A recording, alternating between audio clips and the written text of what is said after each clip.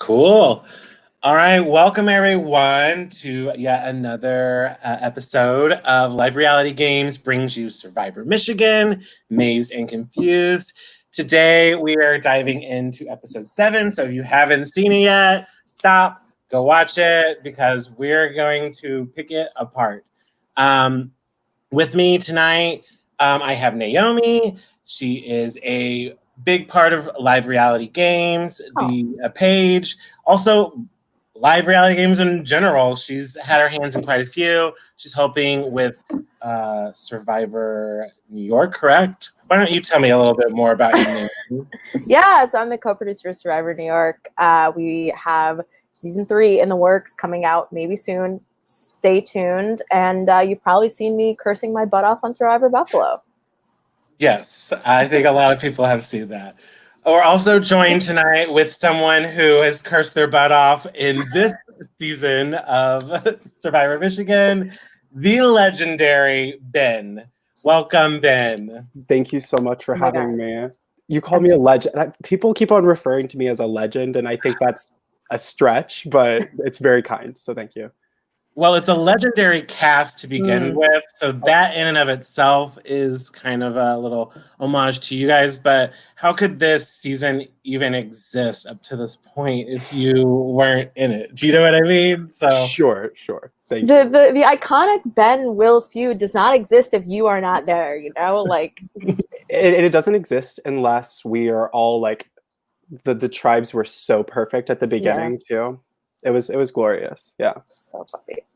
So Ben, go ahead, Amy. Oh, I was about to get into it. I think Travis, you had a question right off the bat. Go for it. Well, I wanted to know, before we dived in, I guess, what Ben's backstory is in terms of Survivor, because I assume you're a Survivor super fan, but I don't actually know that. So, how would you describe yourself, and what's your general Survivor knowledge? I would say. Okay. I am a Big Brother super fan. I can say that with clarity. I know that nobody could get me for that one. I've seen every season of Big Brother US, every season of Canada, every season in the UK. I learned Dutch so that I could start to watch the original season. I watched it in Spanish. I went through probably a 7-year phase of my life where it was the only thing I did. Wow. Survivor was something that I did not want to like at all, because to me it was the heterosexual Big Brother, and so I was like, oh, I guess I pushed it off a really long time. I have seen almost every season, but there are a few I've missed, and there's a few that I have sort of watched. I may have done the 2-hour compilation on YouTube, so I'm a pretty big fan, but I wouldn't say I'm a super fan. I have seen a little bit of South Africa and a little bit of Australia though. You are underselling yourself right now, but okay. And that's also my worst quality, is underselling myself. So, yeah. So who's your favorite Big Brother player? Do you have one? Up until this season, it was Davon. I love her so much, but it's really hard to like anybody playing on All Stars right now. I like the characters. So I love June's song. I loved season 5 is my favorite season. I love Nokomis. I love Will Weichel from season 5, iconic old school reality TV. Of course. I think we're all big old school fans who are secretly hoping it all pivots one day. Secretly hoping that something else becomes what that used to be. Yeah. So let us dive into Michigan season 3. What brought you to play Survivor Michigan? Okay, so I remember seeing season 1, there were Facebook, in the Facebook pages for the class of 2021, there were audition calls for Survivor Michigan. And I was like, oh, great. At this point, I had watched a lot of Survivor, but I was worried about balancing my schedule. And also there's a really strict rule on performance majors of whether or not we're allowed to be in things. So I just wasn't sure. So I pushed it off, but ironically, 2 people from my BFA class are on season 1. So Shay from season 1 and Lavana are people that I am in every class with at university. So Lavana started to play, and I was pretty good friends with her the first month of school. And I was like, wait, you're doing Survivor? You're a part of this thing? And She was like, yeah, I have no idea what it is. And I basically sat her down and walked her through the beginning of her game as much as I could. So I had that little in at first, and I was like, oh, seems like something I would want to do. Ended up being busy the next season, but one of my closest friends in the world is Bree from season 2. So by that point, I was like, okay, I've known people on both of the first seasons. None of them won. I was like, I think I'm better than them, a little cocky. So I've got this. It's fine. Yeah, exactly. I was like, I'm already 50 steps ahead of them, so I'm going to do it. Yeah. And I picked the busiest semester of my time in Michigan to play. But yeah, that's kind of how I got into it, was through those people. Yeah. Normally we'd have Cooper here to give you a bunch of compliments about why he cast you, but well, I know why they cast me, because I definitely went into the process. Like, I knew that for season 3, this is some insider stuff, production was not looking for game bots. Like, they were looking for characters. They wanted people who would butt heads. So I was like, great, okay. And I heard that, and I was like, I could be the super fan strategist. Like, I'm going to sit here and just dissect the game, which I did a lot of. A lot of it wasn't shown because, I would sit behind the camera and talk for 45 minutes. And then, like, the moments where I would be like, oh, Travis is awful. You're just throwing him on a stake. And, that would be what was the interesting part of it. But yeah, so I was like, I'm going to be the villain. Like, I'm going to be just the evil cutthroat. Like, I don't need these people to like me. I'm just going to Danielle Reyes them in the diary room and like go about my way. And I did that from the get-go in casting. I think that's really, I think also your Big Brother sort of fandom really plays into this, because Big Brother is really great. You can be really relaxed in game, but then just be super intense privately. Yeah. That definitely probably played into it for you. And I think I assumed a little bit that would be easier than it was too, was that the separation of diary room the separation of diary room and real gameplay is like the separation of church and state in Big Brother. Has to be something there. You are definitely a storyteller. I mean, that's how it comes off to us as viewers.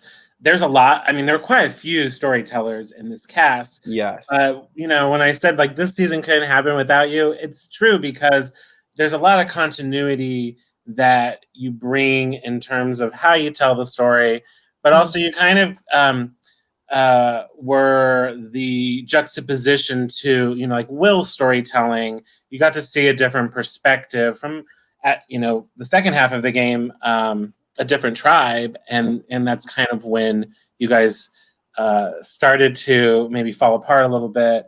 Why don't you talk about like that first night? I mean, if I remember correctly, it's like you and maybe Brady are there or fairly early. Yeah. And especially I think the big impactful, the whole season is so impacted by you, Paddock, and Will really connecting and then saying, all right, let's just drag all these people along that we're going to mess with. So, yeah, no, I genuinely think day one, we played 3 years of gameplay. And like, so the whole season, looking at it now, where we are now, I'm like, everything that's led up to this point was from day one, things that happened. So like, even like when we decided that Erin was going to be our like Kemi or our Janelle, that she was going to be the one that we singled out and tried to like point all the focus at, it was because like the first day I remember just having like a very offhand, like bad interaction with her. And I was like, okay, cool. That's going to be who that is. You know what I mean? Yeah, but I was so nervous. I already was overplaying. I think I was one of the play parts way too fast. So was Emily and so was Will. And I think we all kind of linked onto that and immediately were like, oh, okay, so you and me, we're going to all talk later, right? And that's kind of I think we see this happen a ton in Real Survivor, a ton in Big Brother, where people get in the house and they go, oh my God, I'm here. I'm going to play my ass off. And then it's like, oh, it's day 2. Oh, holy crap. So I think it's really interesting that you found the people who wanted to play super hard and went with them. And I heard you say this last week because I was watching the Jesse episode, and you were like, Survivor Michigan is a lot more like Big Brother. Mm-hmm. And I said that from the get-go. It is, I would say it's probably like 75 Big Brother, 25 Survivor, because it is long. Have you ever played like an online reality game before? Because that's what it feels like also. It's like an org. Yes, it is. It's very similar. I've not participated in orgs. I've watched a few. I genuinely don't think I'm very good at Survivor and like org games. I thought I would be, and I don't think I am. I think I'm better as a viewer. Yeah, it's every org is different. Also, I think you learn different things about yourself in different ones. But I said it. I'll say it again. College Survivor is really difficult. The long game is super difficult, and I think you see people get really burnt out. Like Jessie was talking about how she just like could not take lying to Will anymore, but she also couldn't take Will anymore. And I think that like what I sort of perceive is by the time you had swapped to the other tribe and they didn't do anything to help you, you're so exhausted by them that you kind of say, you know what? They didn't do anything to help me. I need to make my own path. And I need to, you sort of lose, I don't know how to describe it. How about you describe it and tell me how you were feeling after you got swapped? You're really right. I think that it was, a lot of my confessionals, I talked about how I didn't trust anyone. And like I genuinely think that there's confessionals of me like saying bad things about every person in the cast, just because like the whole time I was like, I'm in this for me, I'm in this for me, I'm in this for me, especially during that time, right? So I was like, I wasn't sure who I trusted. And then when it felt like I was carrying the weight of the Tormenta Alliance, I think, at that time. And I did have like a whole other game I had to play on the new Tafiti. So yeah, it's exhausting. And like the game itself is very complex and there's so many intricacies to the game. But like I was also taking 18 credits. And at that point, I had started rehearsals for a show which rehearsed every night from 6 p.m. to 11:30 p.m. So like I was also the reason everything was pushed until after midnight. The iconic 12th night performance. Yeah, how did that go, by the way? It was great. Brady came to see it. A couple of people came to see it from the show. I was gonna say, if you're gonna vote a guy, like if you're gonna vote somebody out and like they're in the middle of like tech week or just rehearsals, you gotta do them the favor of seeing the show. Like that's rude not to. Yeah, it was very nice. I was like pleasantly surprised to see there were a lot of Survivor people there. That is so funny. So we start the episode. Unless Travis, do you have any more questions pre everything that's about to happen? No, I'm ready for what you're gonna say. So we start with the emotional roller coaster of Dylan, who talks about dropping his phone in the toilet, which Dylan is so precious, and we need to put him in like a little, I don't know, we need to save him from the world because what a lunatic. Also the nicest person in Survivor Michigan. And we see that strategy really work for him where he just says like, I'm going to be nice to people. I'm not going to talk about Survivor. Essentially the opposite of Will, and like see how that goes. And we're going to see it play out where he's not ever in contention to go home this episode. And it really ends up coming down to you and Brady, but we'll get there. And we see Erin get her idol with the candy strategy. Did you have any idea this was happening? Like Erin's passing out like she's the freaking Easter bunny, handing out candy. Like, did you have any idea? I genuinely, it's disappointing that this is the week that I went home on because I was very much invested in something that was happening in my personal life at the time. So I was not aware. And I wish, looking back on it, I'm like, oh my gosh, there was so much interesting gameplay that happened that week. I was not aware of Erin, but that week, actually, Dylan and I met up. He pulled me, he sent me a text and we had the first game meeting I had that didn't actually involve game. And it was my favorite meeting I had on that season. So I agree that he is precious and should be protected. That's the strategies. Get your friends. And I think we see you and Eliza bonding in a very similar way very early on. I love the Jew Alliance so much. I felt it as a Jew. I was like, thank you for the representation. I loved it. But I think it's really interesting that some of these very strong bonds, whether they sort of disperse over time or not, are formed when you don't meet under the context of Survivor. Yes, and then it becomes hard because I think I came into the game to being like, I'm gonna game bot. I'm gonna like be a character and I'm gonna game bot. I'm not gonna care about any of these people. But like, of course, the second that I become like bonded with these people, now I feel so deeply about them. It was hard to like go against them. Travis, did you have any thoughts, especially like Erin's move here, and really Paddock sort of manipulates her to get the idol information out of her? Yeah, I was. What an episode! It's so much to process, but with like Erin's storyline in general is kind of like someone you almost feel bad for, but like their beauty in the game is kind of almost like their innocence and like obliviousness to what's going on.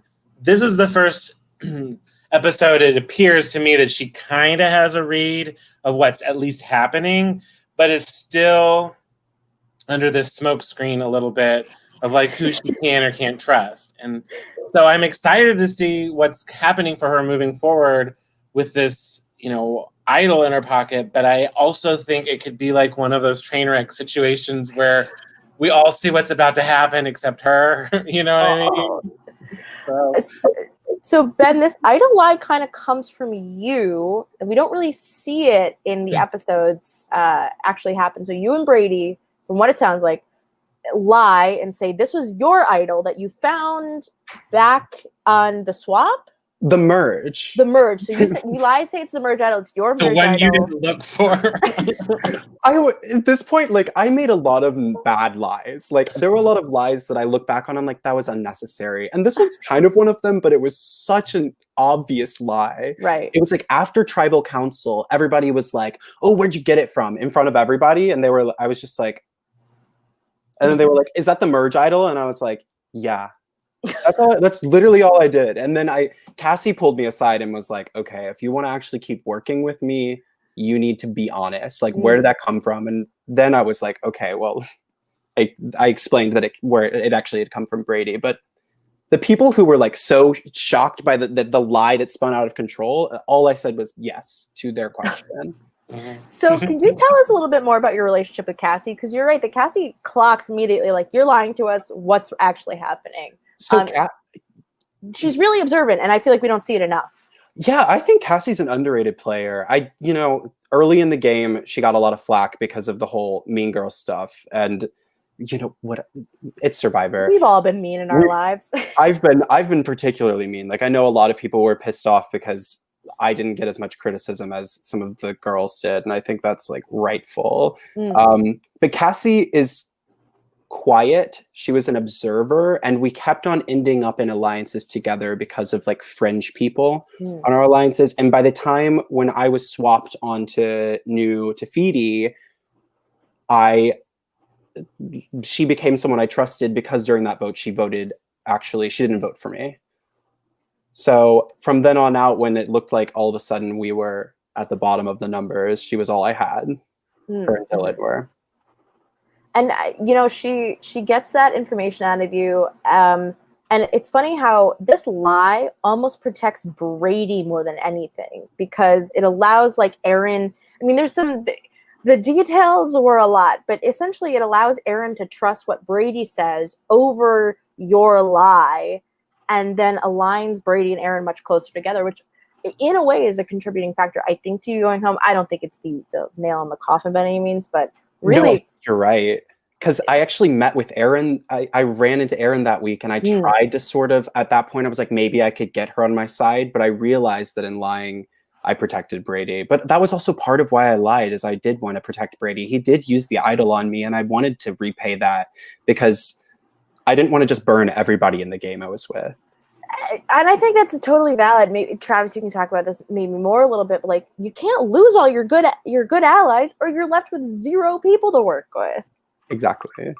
But I think, Ben, from what I've viewed, you kind of did what you had to do when you're in that situation. I mean, 2 rounds before, you're coming out of this situation where, like, if you didn't play your idol, you would have gone home. because you played it, you basically exposed yourself and exposed the people that were lying to you.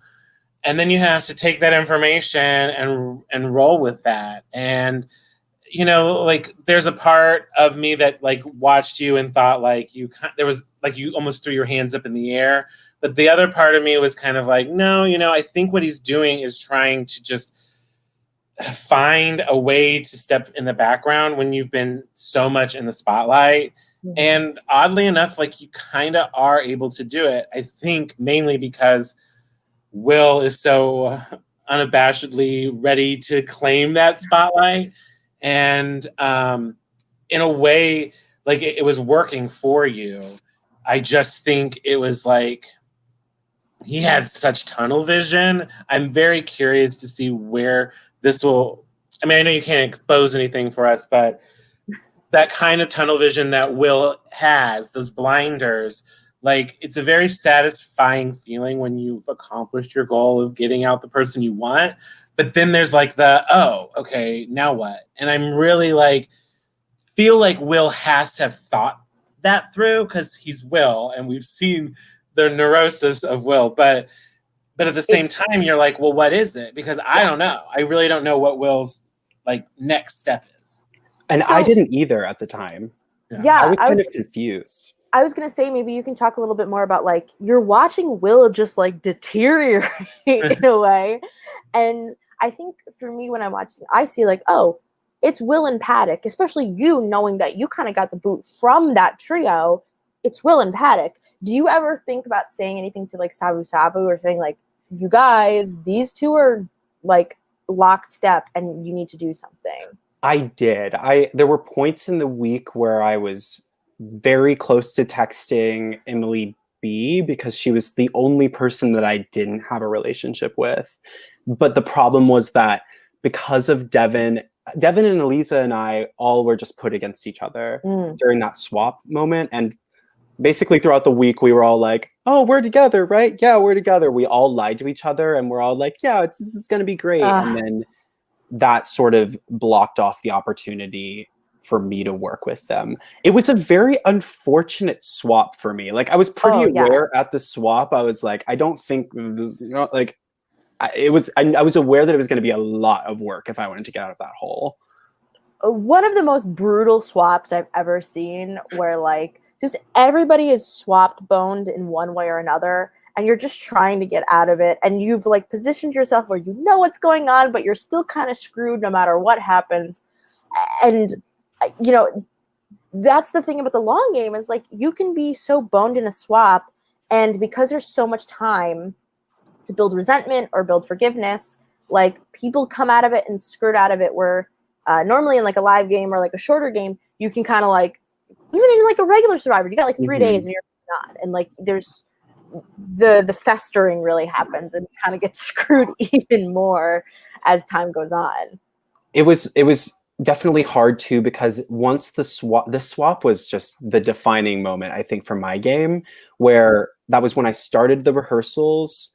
And it's when like I also started having to deal with this outside thing in the game. So I became a lot less present. I just couldn't be around as much. So the only information people were getting from me were the things they heard about other people. And as we know, that's never good.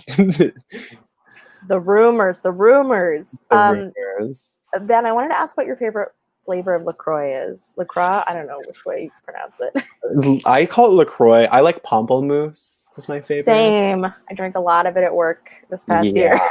It's either LaCroix or Diet Coke now at this point, or like a cold brew. I've kind of developed. Travis, do you have a favorite seltzer flavor? I'm the worst. I don't like soda. I don't. Wow. Honestly, I wish I didn't. It burns my nose. That used to be me, and then I just drank a ton of seltzer and I converted, but only seltzer. I can't do like. I one time I spit out a bunch of seltzer in like a pizza place when I was like 9 because it was accidental seltzer. I think I'm Truly's over White Claw if I had to pick. Wow. But that's just me. Also, Accidental Seltzer is a great band name. Write it down. Someone. I actually didn't even get a good alternate title for this episode because I think penguins are going to fly is so funny. What was that party? Like, That's like something that if we saw right now, it would be on the news. we would be like, oh my god, I don't know this man. so true. Yeah. So I think, and something maybe you can speak to, because Jessie really gets boned. It's like the Kagyan voting for Jeffra strategy. Like, she just gets boned in this last vote, and we really see it on your face how devastated you are to lose Jessie. And I think that was intentional by Will to really cripple you and your sort of alliances with her. And then, funny enough, Will just goes, "Oh, Jessie lied her ass off." When, to be frank, Jessie was being very clear in that she was not Team Will anymore. And I love that the narrative is always Will's head. It's like, I'm being lied to and being betrayed. The Will paranoia. The Will paranoia was real, and we all had paranoia. It was collective, but at the time, it was like 3 a.m. text messages multiple nights a week, or I would wake up to these paragraphs that would like set the tone of my day for being like here, and it did a number. Me and Jessie would just sit and we started socializing. It was like me, Jessie, and Brady. The challenge, the one that we won in 15 seconds that they threw. Right after that, we were all like, and we all went and got brunch and just sat down and we're like, we can't do this anymore. Like, this is just, it's grating on us. I'm good with Will now and everything, but at the time it was hard.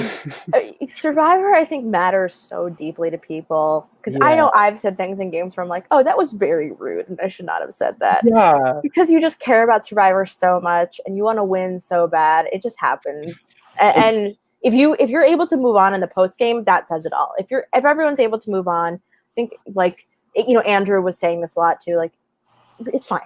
Everyone chill out. It's fine. Exactly. That's the thing. Like, I've learned to take it all a little bit less seriously, because I mean, like, I was 19 also. I just turned 19. I'm like, this is 2 years later, and that doesn't feel like a long amount of time, but I look back at that person and I'm like, wow, that is 3 lifetimes ago for me. In college especially, like, you just, you dye your hair, you change your clothes, years pass and you're like, I feel ancient.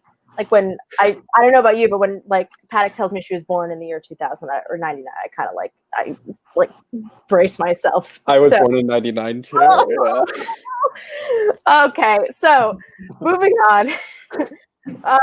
So what really fascinated me about this episode is the spread of information, because you kind of can't track it. Maybe Travis, you maybe in Big Brother can see it a little bit more. Like, in live games, you can't really track who's lying to who because it happens so quickly. But I think in these games, one person tells one person, and you can always sort of see the telephone chain. Did you realize that this sort of merge idol lie had just, like, telephoned, and then the Brady revealing the truth or whatever? God, there is so much with this. But, like, did you see the telephone game happening, and were there lies that just, like, got out that you never intended to, or were there truths that ever got out that you never intended to? I mean, yes. Like, I think the biggest surprise for me was the amount of phone calls that I had that were actually me and like 12 other people on the other side.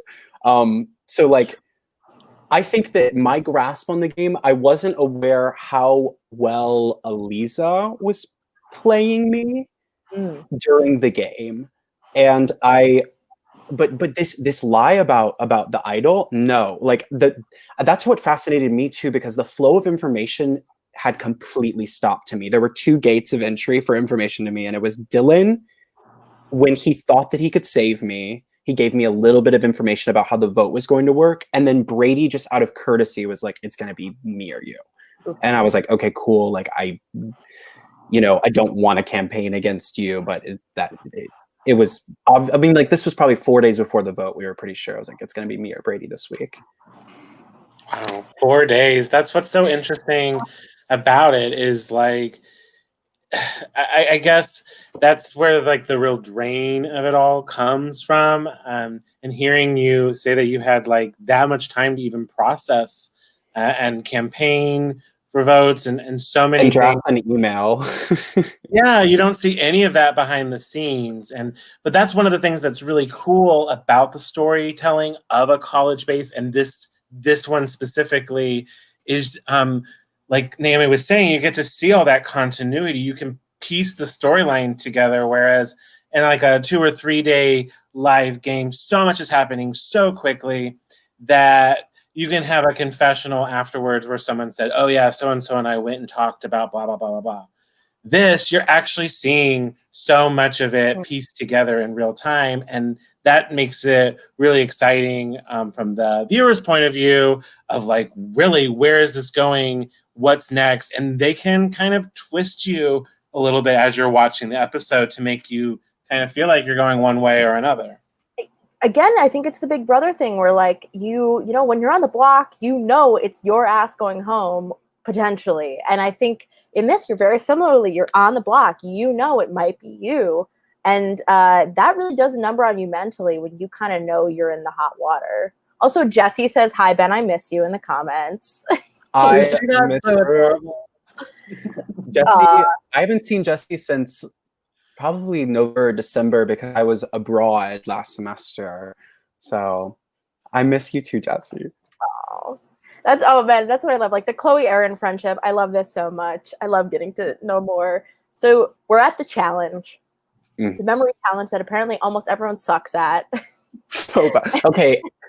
Behind the scenes, this is in the parking lot behind Tribal, and a car halfway through getting set up for the challenge comes and has to drive through. We had to scrap everything, and it threw everybody off. We were all like, oh, there's a car? And then they like completely fumbled that. And then like 7 or 8 of us were out. Yes, I've had that too. Like the live in Survivor Buffalo, you see me like, I won a memory challenge, but we had messed up a couple times, and I could just see like the battery on my brain like depleting, and I was like, I'm gonna lose this challenge because I am wasting my brain power. That's hilarious. So talk to me about this candy corn. Because you don't want to lose your vote. You sure as hell do not want to lose your vote. How gross was that? I don't mind candy corn. I'm very lactose intolerant, so it was a little bit annoying. And I think that there was another player who voiced that they were lactose intolerant, and now we have allergy checks on food, which is good. It wasn't that terrible during this, like the when I was like, oh, I might lose my vote. I was like, okay, great. I know I could eat this very quickly. Just want to annoy everybody. Like after Jesse, this was directly after Jesse got voted out, and I was like, all of my interactions in this public with these people, I want them to be confused with me and mad at me because I'm mad at them. You're essentially pulling a Richard and really just. I'm doing exactly what I criticized day one of the game. Oh man, which I feel like as a fan, I loved Richard so much. I was like, oh, this guy's hilarious. He's doing what, like, sabotage the other team, go nuts. And everyone was like, I hated it. Oh. I absolutely loved watching this challenge. We do one like almost exactly the same in my game where you are force fed as many corns as you can eat in a certain amount of times. I was freaking out. I loved watching it, but I'm really curious, like, how important are the challenges, like, in a college game? You know, obviously, you guys are not climbing over, you know, big structures and wading through the mud and stuff, but it seems like there's still an element of importance to them. But I mean, what are your thoughts? I think in Survivor Michigan in particular, challenges are a lot less physical. I think that they're important in the same way that you want to win immunity every week, right? You want to have that safety, but it's like we've also seen if you win it too much, maybe you could put a target on yourself. Like I never really saw winning immunity as the most important part of my week, except for the one that I lost at the merge. I was like, I think I need to win this one, but you can get by. Like, I don't know Mallory and Alex's track records, but I don't think that they were necessarily like challenge beasts. Because nobody on Survivor Michigan is a challenge beast. When I arrived, I was like, am I the physical threat here? Like, I see Dylan and Brady, but am I like third in line? Like, that happens in live games too, where you're like, is anyone really a physical threat? I think all of us are exactly the same kind of like basement dwellers. Yeah. There's one person who works out, and you're like, oh shit, it's them. Yeah. Plus, a lot of times it's like carnival games too, where it's like stacking something on a stick. Well, like, what makes you good at that? You know what I mean? Like, there's not really something. I think it's determination, it's focus, it's like a competitive drive. But that's one of the things I like so far about the challenges in Survivor Michigan is that, I mean, maybe besides the piggyback one, like you really don't know who's going to win. You watch the challenge kind of like as a nail biter. Obviously, Emily has been dominating so far. What are your thoughts on that, Ben? I remember. Also, Austin in the chat says he never wants to see candy corn again, and I relate after seeing your mouths. I don't think I've had it since season 3. When Emily won again, I remember thinking. I mean, I was annoyed with Emily at the time, so I was like, okay, she's gonna put a target on her back. Good for her. But like, she had a goal that week, and that goal was, and somebody's here talking to y'all, so she's doing something right there. I think. Yeah. She keeps winning those player votes. Mm-hmm. Is she asking me to vote for her? Possibly. I can't pretend that I have not been. So, so you come out of this challenge, you're hearing it's going to be you, you've got like the 4 days to think about it. What did you think were the chances that it might be Brady over you? And what were your strategies to maybe make it be Brady over you? I was about 90% sure it was going to be me before Tribal. Mm-hmm. The word had gotten back to me that there weren't enough votes.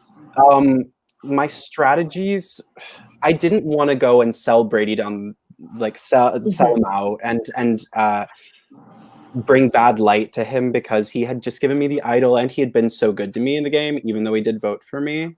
So I was banking that Dylan and Cassie would have a better hold on Aaron at the time, I believe. Because I knew that Aaron probably was not going to listen to me as much as she could potentially want to vote with Dylan and Cassie. Right. That's a very good point. Also, it sounds like you and Brady are kind of like the Janelle and Kaser of Michigan season 3. I would not give myself that credit again because I love Janelle and Kaser and they're much more likable. But I actually do think you're right that like we were singled out the way that they were strategically. Yeah. I do see a lot of similarities there.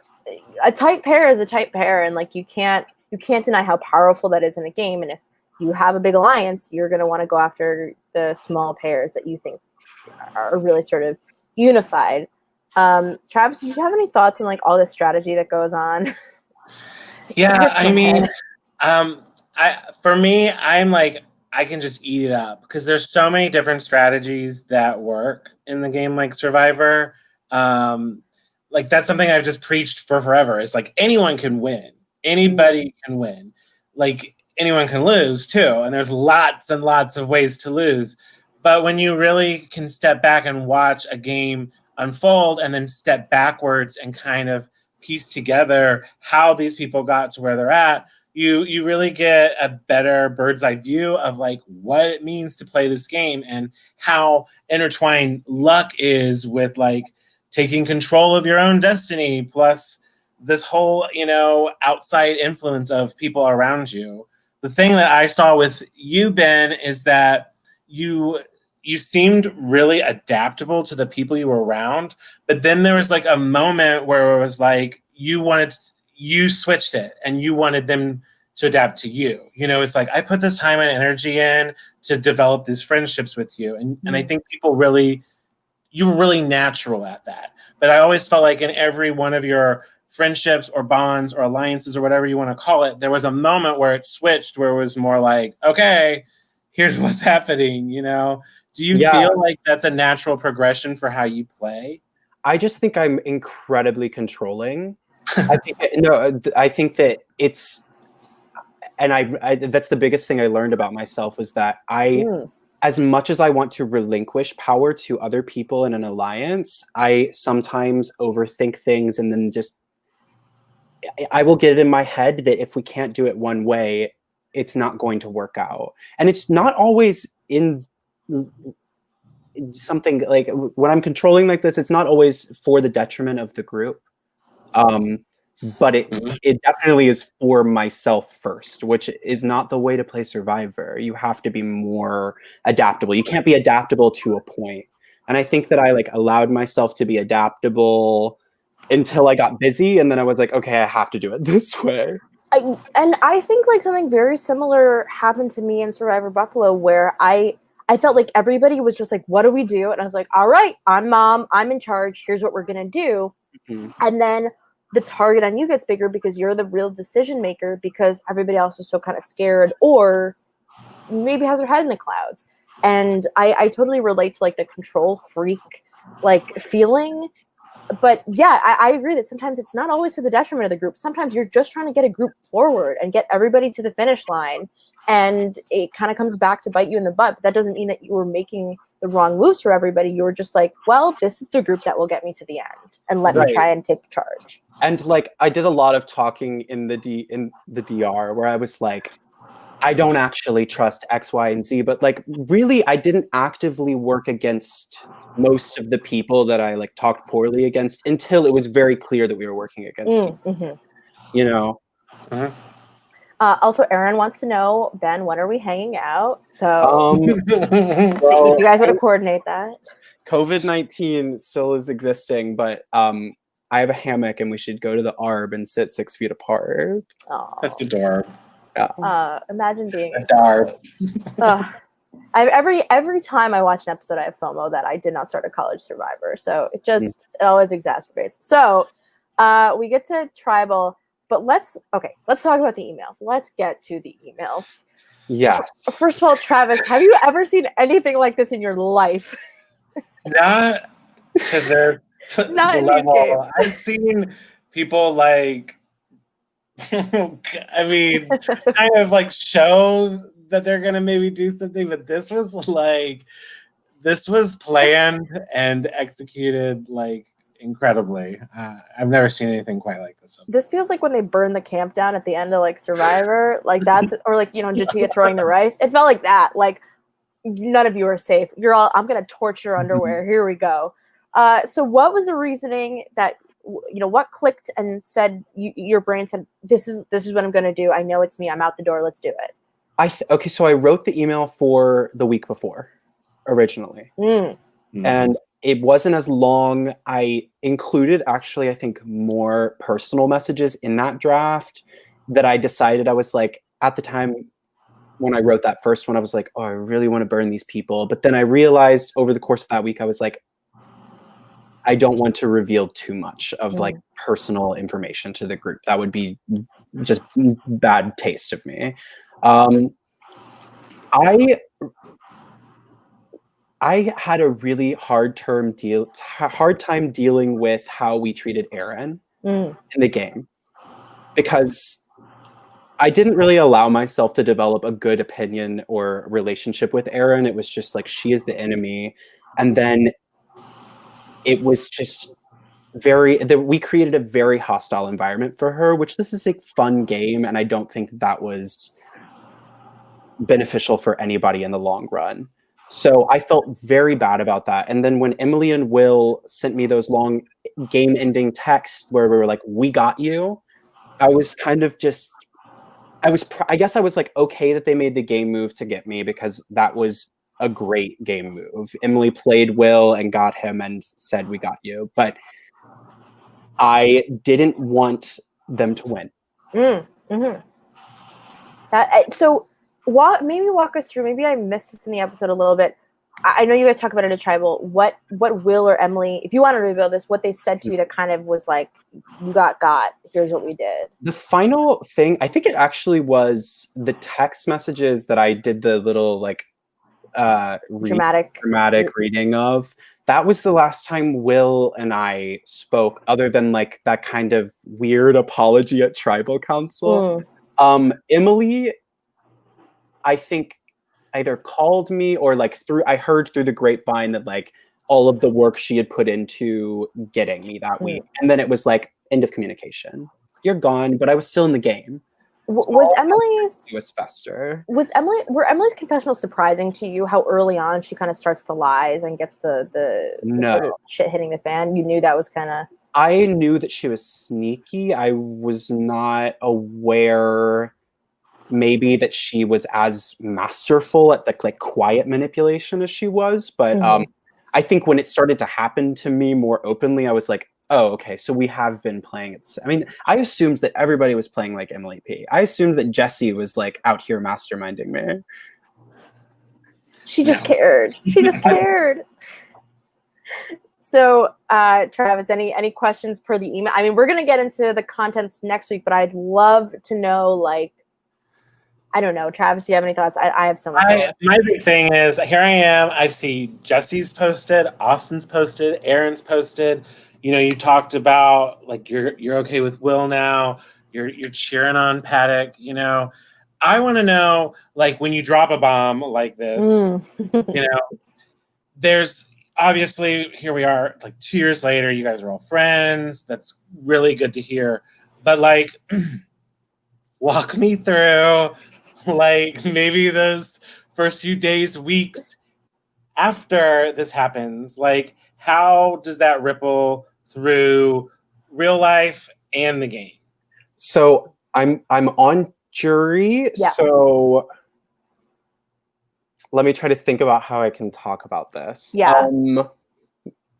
I will say that after I was done with the game, at this point, when I was on the jury, I was like, okay, Survivor, good night. And then I went and focused on my real life as deeply as I could because I needed something to ground me back in my reality again. But I also, because I was on the jury, didn't get to really see a lot of the fallout, but I did see some. I think in the next few episodes, you will see effects of the email. What about on you specifically, Ben? Like, as a person? Yeah, like, what was like? I'm sure it's cathartic to drop a bomb like that, but even in doing that in the moment, there also has to be this, like you said, you had your first draft the week before, and you pulled back. Is there stuff from the second draft email that went out that you're like, oh God? I mean, like, if I played now, I would never send the email. I think the email was such a reactionary, like. It was not like there's nothing smart really about it, but it did like I just wanted to make an impact. And I also like something I've heard you say on last week's episode, Travis, was like looking for ways to play the game in a way that hadn't been played before. That's something I was really interested in with Survivor Michigan. I was like, I want to be a game changer, you know, game changer, but hashtag All-Stars. Right. And so I was like, what if I really were to take all of this information that I had at my fingertips and just give it? And I did not send the email to them, too. I sent it to everyone except for them. And I also didn't send it to Austin, but not because I didn't mean to not send it to Austin. I couldn't find his email. Yeah. But you just brew the paranoia more, really kind of get it going. So when you send this email, do you have like a goal? People that stuck by me the last week of the game, and I was like, okay, these people look like they're completely shot with numbers. I need to give it was sort of my Hail Mary pass to take some attention away from them, maybe. You brought up Sabu Sabu, and I just realized I need this answered. So 4 people voted for you. I'm assuming Eliza was, I'm sorry, 6 people voted for you. I'm assuming Eliza was one of them. That would mean 4 people didn't vote for you, you being one of them. Yes. The other 3, is that clear who that was? Is it the other 3 members of Savu Savu? I cannot remember. Okay. For me, I think that it was Dylan and Cassie, and it must have been, they did split votes on me. So I think one member of Sabu Sabu did not vote for me. Okay. I'm correct. Cooper, this is why we need the... We're going to need that. It's hard because I'm like an encyclopedia about so many other things with Survivor and Big Brother, but with my own season, I've put so many walls up just because it was kind of a really difficult semester that like it is hard to kind of reach back in there. Well, the reason I asked mainly is just because it appears kind of that Eliza is maybe for the first time making a decision separate from like the Yeah. Sabu Sabu 4. I guess we'll see more, but like I also have a question about just being on jury in general since Cooper's not here. Like what are the rules? Do you have to avoid these other people? Can you talk to pre-merge? Can you like what's I could talk to pre-merge people, but they couldn't tell me about the game. okay. So like obviously I'm talking to Jesse immediately after getting voted out. Like, Right. no rule was going to stop me from doing that. Yeah. But yeah, no, I couldn't talk to pre-merge and I couldn't speak to anybody in the game. That was what it was suggested. Obviously, like if Brady needed to know what time the play was, I could tell him that, but like communication was cut off. So I was actually kind of isolated in that time because I'm the first member of jury. Yeah. And can't talk to anyone. Yeah, I feel like I've been there where you're just kind of sitting there, like I've done it in orgs where you're just sitting there and you're like, I'm so lonely. Like I need someone to come talk to me. It's fun.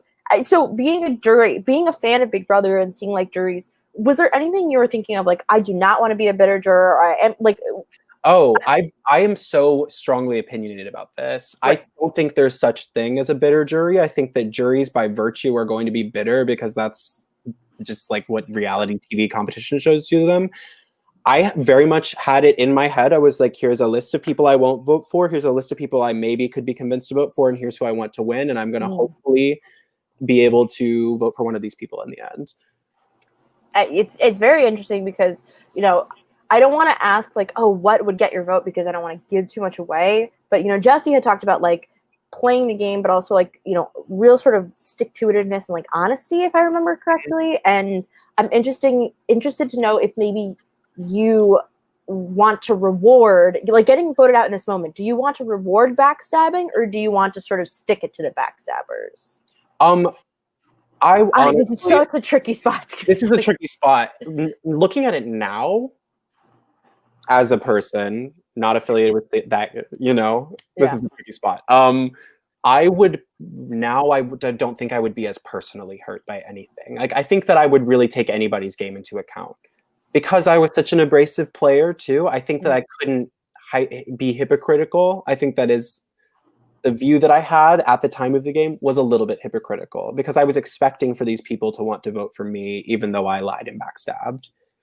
Even the best Survivor players are hypocrites. Like, you know, I think you see it a lot in Big Brother where people are like, why would this person go against me? I'm going to go against them. And it's like, oh, because you were going to go against them. Like, duh, that's why they're against you. Like, the circle continues on. You brought a birthday cake to my birthday party on my birthday. Sort of confusion. Yeah.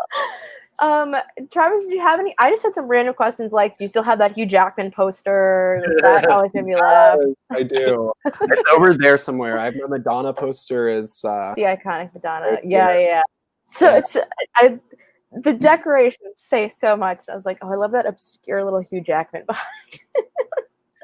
Travis, did you have any other thoughts as we're like wrapping up? I'm enamored by Ben in the sense that like you bring so much passion to this game, but here you are just like light and fluffy, like, hey, you know, this was like a really good experience for you from what I'm taking. And I want to know, like, how do you, granted 2 years have passed, but like, how do you and everyone in this cast seem to be such good sports about it? Because everyone seems very competitive, and obviously we see some really heated moments so far. I'm sure there's more, you know, so, you know, is there like a retreat afterwards where everyone's out? Is it a big party?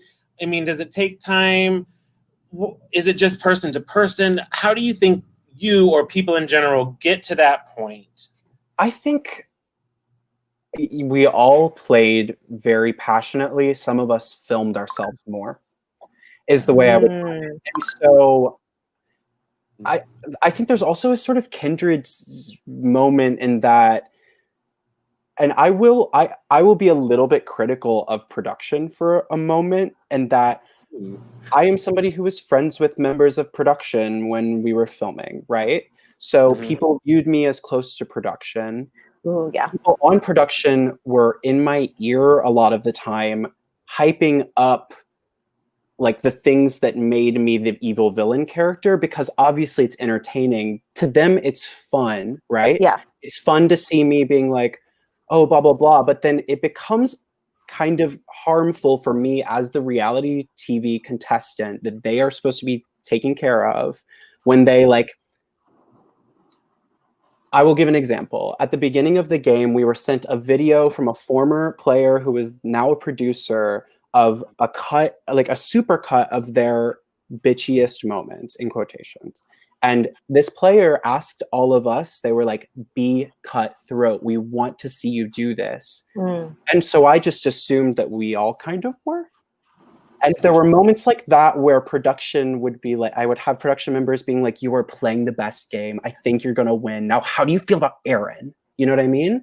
And so I would get a lot of, because I'm an emotional person, because I'm an actor, I'm a performer, like, I think you can get a lot of sides out of me that you couldn't get out of other people. And I think there is sort of an understanding about how production works within the community that maybe sometimes production is also playing the game. Mm-hmm. That's where I'll put that. It's totally true. And I think like even I've had this problem before where like, it's the problem with like casting friends, casting people is you care so deeply about the people that are playing, and you're living for them. You love your friends, you love to support your friends and watch them like thrive in a game of Survivor. And you know that they're not an asshole. I know my friend's not an asshole, but they're doing a great job in Survivor. And sometimes it really is on people to say, let me be a little less biased, let me be a little more controlling and not shape a narrative. It happens. There are things that are on the season that they also lied to us about. Like I was 19 during the filming of the show. We were told to upload all footage just because like even if they don't put it on the show, it'd be fun for them to watch. And they made promises that certain things like underage drinking would not be, but they told us point blank it wouldn't be on the show, and then it was. And I was upset about that because it paints me in such a particular light, and that's just that is the result of me being good to production, right? Oh yeah, absolutely. And this is something we see in like Maryland as well, and it's an interesting sort of point to bring up of like, what are the ethics of filming people, especially when there's alcohol involved, and it comes up on Survivor and like even Bachelor in Paradise too, like the ethics of production, and it is something that permeates. I work in film and TV. It permeates film and TV to its core, even at the highest levels. And so it's interesting, and I think part of what any good game will do is listen to what former players have to say and grow and learn from what former players say. Because we also are the ones building the game, and like obviously I want it to exist. And I think that going through the process of being a reality TV villain who broke the record of most videos uploaded for 1 week of Survivor gameplay, like now as somebody who does work in TV as well, it is like I have such a unique perspective about that, and I love reality. I hope to make TV someday. And even though I'm critical of them, I love them too, Yeah, anyone can get a good edit. Anyone can get a bad edit. And I also think it's interesting you mentioned like, oh, I didn't know that everybody else wasn't doing this. Because I think that's something that happens in Survivor in the game itself is you're like, oh, I got all these plans. I got all this strategy. And then it turns out nobody else cares. Nobody else has, got layers and layers of inner workings of strategy. And you're like, oh, shoot. I'm playing way too hard. And I think it can really be it's like when you show up overdressed to a party.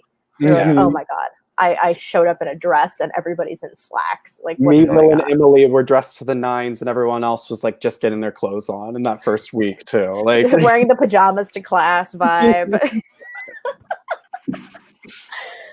Travis, I totally agree with you that like Ben, the villainry is because you are an entertainer, and I think it's really been a privilege to like enjoy the entertainment and feel like the passion for the game and the passion for like how much you care about the people in your life and how much it hurts to be sort of betrayed. I don't think we see that enough in live reality Survivor and Big Brother, and so we're really appreciative. I think the fans are really appreciative of how much you care about the game, and also vocalizing your crush on Devin, because same, we relate.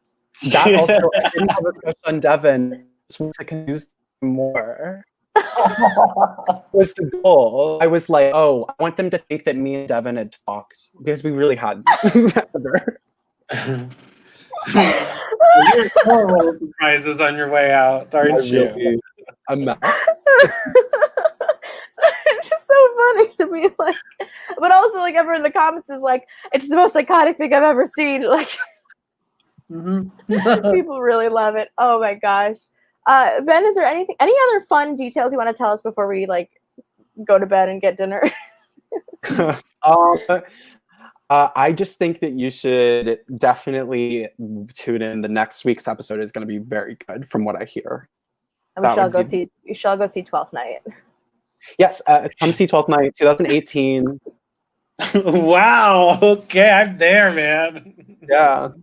I am super pumped for tomorrow's episode, though. I've actually watched the little trailer like 3 times, just waiting to see if I could pick out some little bit of information or anything like that. It's 8:00 tomorrow, YouTube, and live then premieres. Yeah, we'll be interviewing whoever joins us next. I guess before we leave, Ben, are you planning on entering the world of live reality games again in your future? I think I am retired at this point. I think it had a little bit too much of an emotional toll on me, but I will always be an avid fan and supporter. And as Hannah in the comments says, just go on Real Big Brother. Just how about that? How about instead of the trauma of a niche community, you go on CBS? I actually cannot. I would not be able to go on them because of like conflicts. Yeah. Any reality show on CBS. You're really bumming me out right now, Ben. I know. All right. Well, everybody, thank you so much for tuning in. Ben, thank you for joining us. Like, it's a real treat. You know, Cooper had said, like, you don't worry, you don't need me. They're going to be everything you need. And it's really been such a privilege to get to watch you and to get to talk to you. And like all the behind the scenes info is really, really fun. So thank you so much for spending your Tuesday afternoon with us. Yeah, thank you for having me. Good luck with the rest of the season. Yeah, and good luck in school and be safe, please. Yes, oh my please. God. Wear a mask. Wear a mask. Yeah, I feel like I should have one right now. But all right, well, thanks to everyone for tuning in, and we will catch you next week here for another episode of Live Reality Games Survivor Michigan. Take care. Bye. And almost done.